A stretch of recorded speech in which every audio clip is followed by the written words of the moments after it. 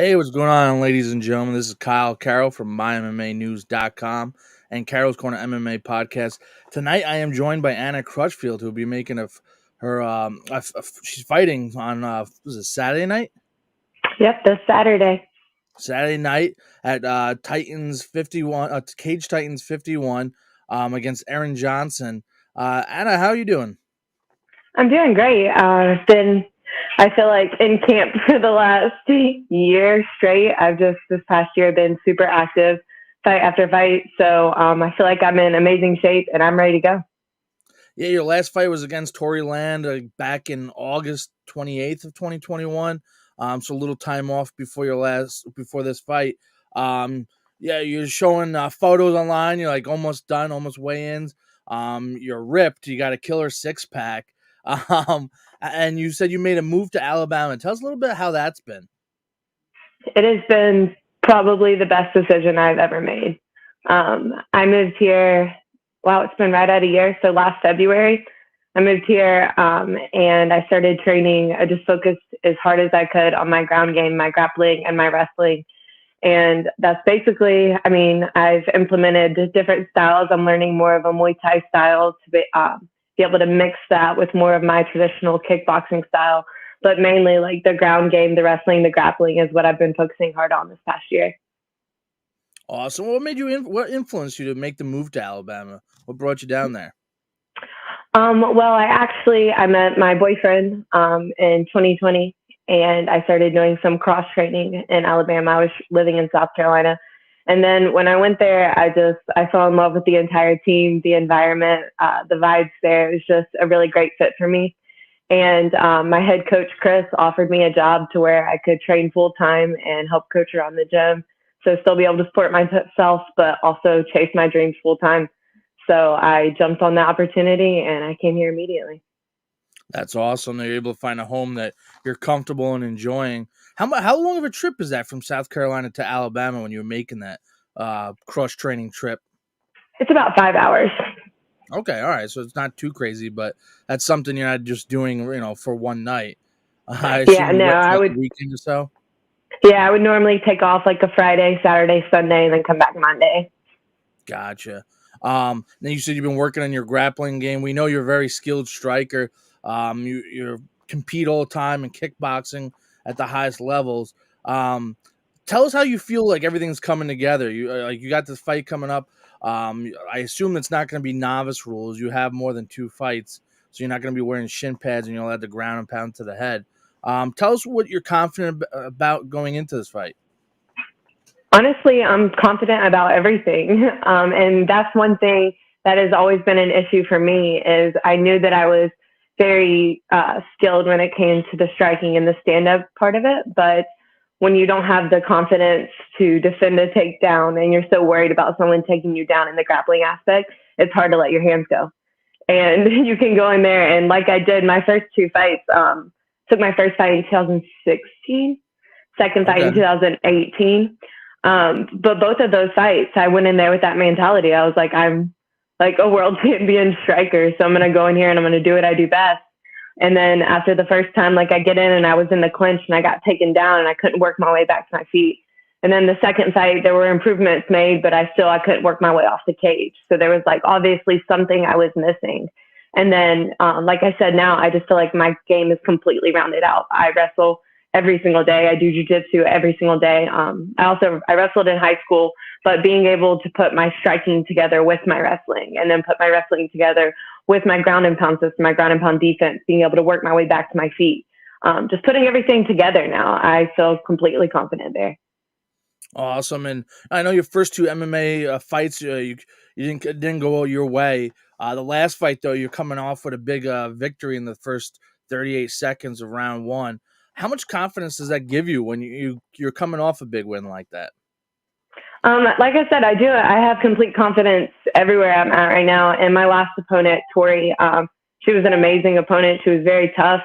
She was 3-0. They had like 10 girls back out from her before we took the Oh fight. wow, So I know she was a very tough opponent. So to be able to go in there and she's a very skilled grappler, very skilled wrestler, jiu-jitsu player. So I knew I had a tough opponent in her. So being able to go in there and finish it exactly what I wanted We came out. We did end up clinching up. It wasn't really a takedown. She kind of fell backward. She went to throw a knee, and I kind of bullied her forward. So she tried to sweep me. I worked my way back to my feet and ended up being able to finish it within 38 seconds, like on the feet. So to have that confidence coming off, Tori, my opponent I'm fighting now, I do feel like she's skilled and tough, but I feel like I've faced tougher opponents for sure. Awesome. Now when you're not training, like you said, you've been in a long camp. It feels like you've been training for this fight forever. What do you do for your mental focus? What do you do for yourself for fun to kind of balance yourself out and whatnot? Let's see. What am I doing when I'm not at the gym? Well, I don't know. See, like, so when I moved here, I actually ended up moving in with three of the coaches. So, and Okay. also my teammates. So we live together. We work 6 days a week at the gym. We train every day together. So that's kind of my entire life. Wow. What do I do on the weekends? I think those are just more so like lazy days. I take like the weekends Okay. and I kind of just chill and I do nothing. Do laundry and get set for the week again. Do you ever feel like you're like I'm trying to find the right word. I guess like not like shot, but like maybe exhausted from training all the time, just constantly being in the MMA combat sports environment. It's crazy.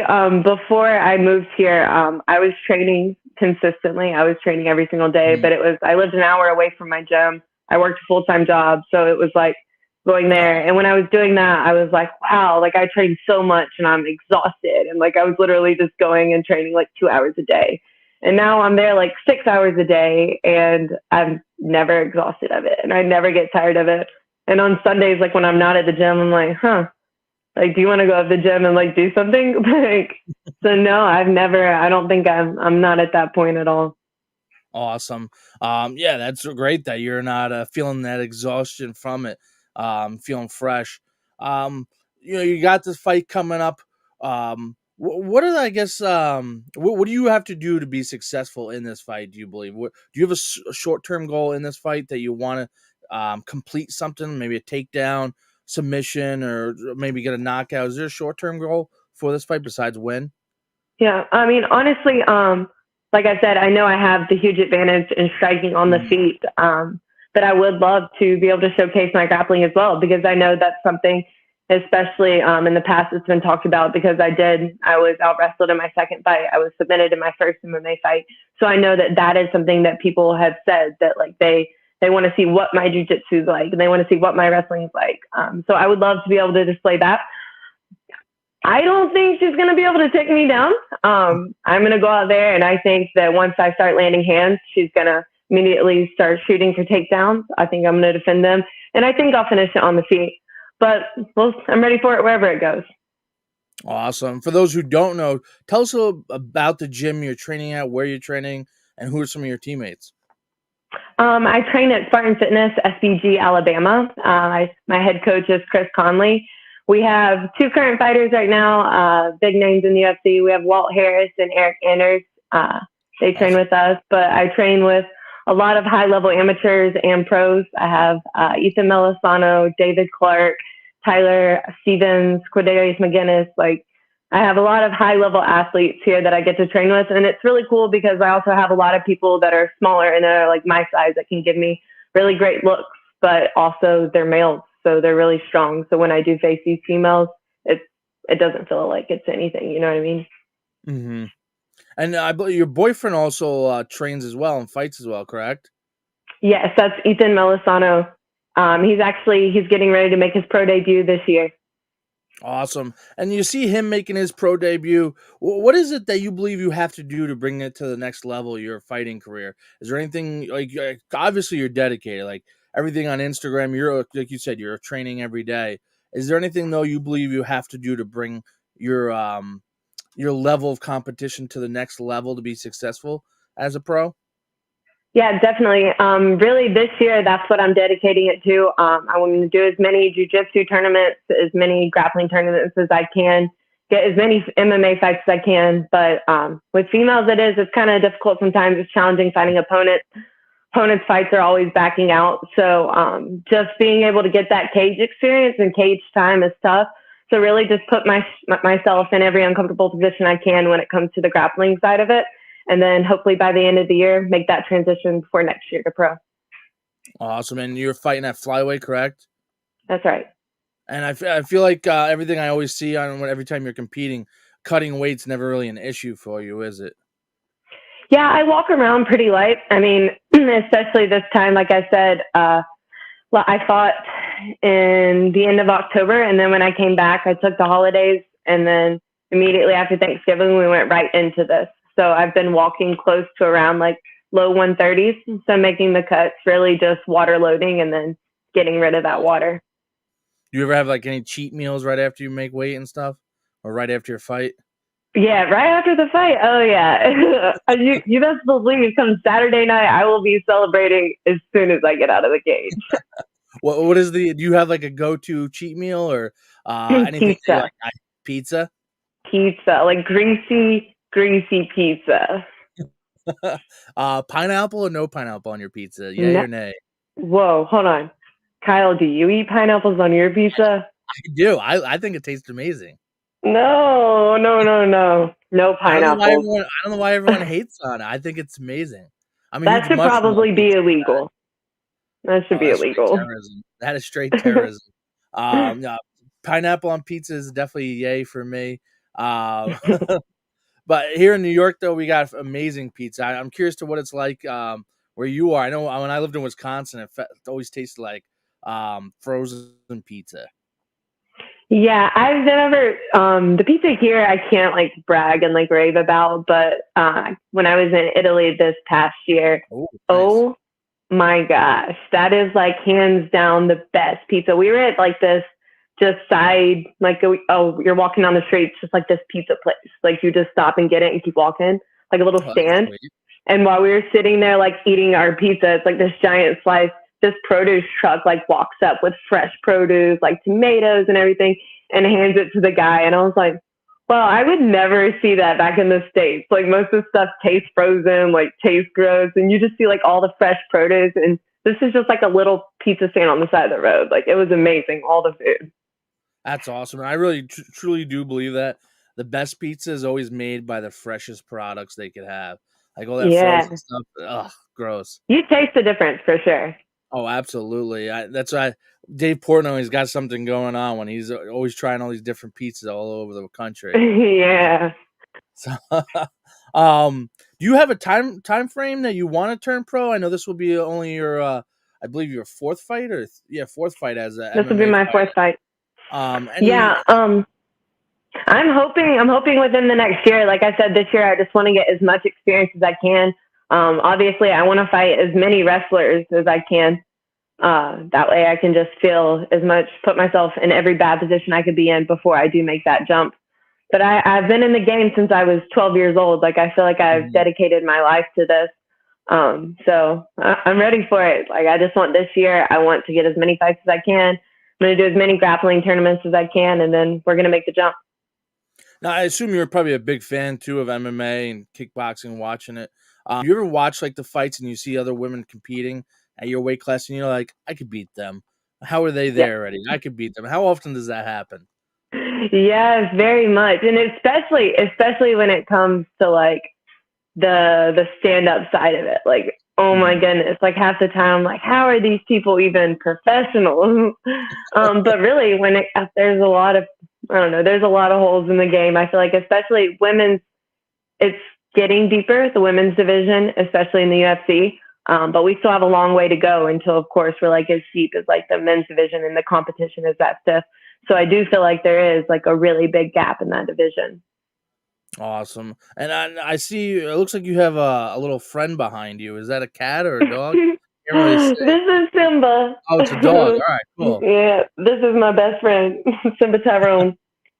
What's his name or her name? His name is Simba Tyrone. Simba Tyrone. Awesome. There you go. A little appearance by the pup in the background. I just saw the ear. I wasn't sure if it was a cat or a dog at first. Yeah, he's a German Shepherd. He's a big boy. Yeah, big old lad. No one's gonna be bothering you with that monster next to you. That's awesome. So you got this fight coming up. Have you been looking for, like, I know you don't want to look ahead of this fight, but have you been looking for next future fights, trying to find an Yeah. advantage for the next? So I have had a couple people, my manager, where I was talking to him the other day, that we have 2 or 3 fights we're looking at. No one's confirmed yes, but the Gamma World Championships are coming up at the end of March in Amsterdam, and I'm Okay, on the national team for that, so I'll be competing there. that's awesome, and that's kickboxing, correct? That is actually MMA. Oh, it is MMA. Oh, all right, awesome. Yeah. You're on So the national team for kickboxing as well, right? I am. Yes. Awesome. So that's pretty cool. So you're possibly going over to Amsterdam to compete. That's pretty Yeah. sweet. What does that mean to you? Like, you get to travel like that. Like, your fight's going to be up in Massachusetts, then you go over to Amsterdam. Like, most amateurs don't really travel too far for the fights.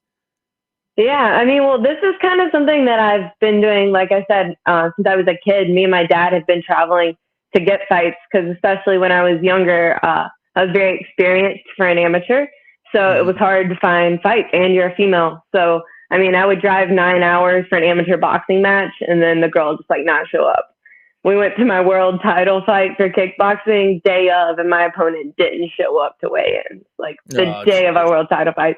So I'm used to like the traveling, but that's kind of what I love about this. This is like, you get to see the world. I get to do what I love with cool people. I get to travel. I get to do everything I've ever wanted to do. I'm just not really getting paid for it yet, but one Time, day. in time that will come for sure. Yeah, Um, definitely. Now you mentioned manager. You have a manager helping you. That's fairly new, isn't that? Managing team helping you out. Yeah, so I signed with Iridium last year. My manager is Eric Anders, also one of my teammates. So it's just cool being in the gym with him. He's in the big show. He's been through this. He's taken hard fights. He's made stupid decisions, made right decisions, learned. Mhm. So I trust his guidance, and it's cool just having him there to just have someone to talk to about what's right for my career and where I should go. Awesome. For those who don't know, Eric Anders, UFC fighter, former Alabama football player, um, big name. So that's awesome. Very cool. Very cool. I think that's pretty badass. Now, um, have you been like doing like the sponsorship? Have you been tackling the branding side of things more often? I really didn't focus on that much until like last year when we went um, to Italy because Okay. for the Team USA, that's like self-funded for the amateurs.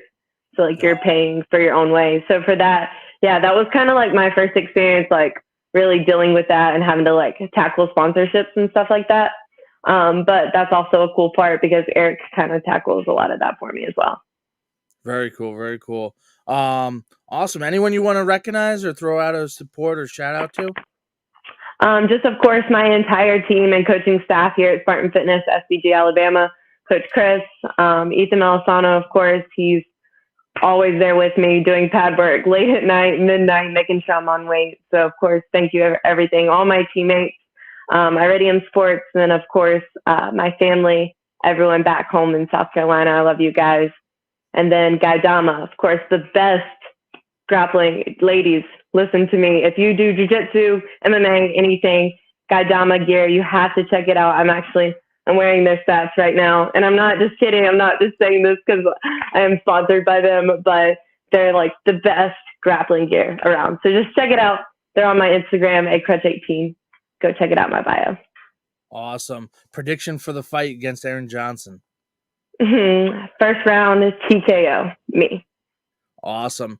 Well, Anna, I appreciate you coming on. It's always a pleasure chatting with you. Looking forward to seeing you compete. Oh, can people watch the fights against Titan FC? Yes, the event is sold out, but you can get it pay-per-view live stream. The link is actually in their bio, Cage Titans, but it's also on my story. I'll put it in my bio as well on my Instagram. Awesome. There you have it. Yeah, excuse me. Cage Titan, not Titans FC. My apologies. Awesome, Anna. Best of luck. You're definitely one of the top prospects rising in the amateur rankings in the female divisions. Looking forward to seeing you compete. Always a pleasure chatting with you and wishing you the best of luck. All right, thank you, Kyle. Always a pleasure. Thank you, Anna. This is Kyle Carroll with MyMMAnews.com and Carroll's Corner MMA podcast. We're signing off.